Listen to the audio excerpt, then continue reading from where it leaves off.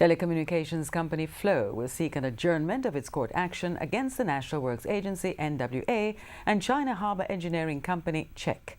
This is according to a news release from the Office of the Prime Minister (OPM). It said further negotiations will take place among the parties. TVJ's Anthony Lugg reports. Damaged telecommunication cables, conduits and other issues forced telecommunications company Flow to apply for an injunction.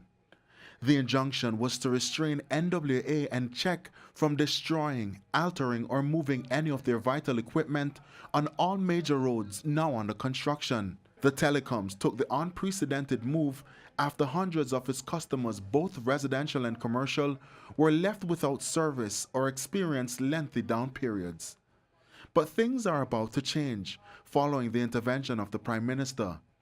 An agreement was reached during a meeting with Prime Minister Andrew Holness yesterday, which was called to resolve the challenges associated with the major roadworks in the corporate area. Representatives of the NWA and CHEC were also present, as well as Attorney General Marlene Malahoo Forte, Cabinet Secretary Ambassador Douglas Saunders, and Permanent Secretary in the Office of the Prime Minister Audrey Sewell. The Prime Minister's office said it was agreed that CHEC will inform Flow ahead of time when roads will be excavated. The Prime Minister also mandated that regular meetings be held involving all parties to ensure the road projects continue in a seamless fashion.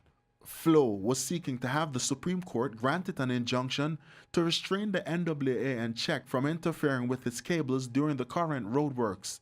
This resulted from months of tension between the entities based on several disruptions in Flow service due to damage to underground cables, conduits and wire by work crews. Flow says it welcomes the support of the Prime Minister. However, it will not be commenting further at this time. So as the road improvement projects continues, it's left to see the outcome of the new agreement. Anthony Lugg, TVJ News.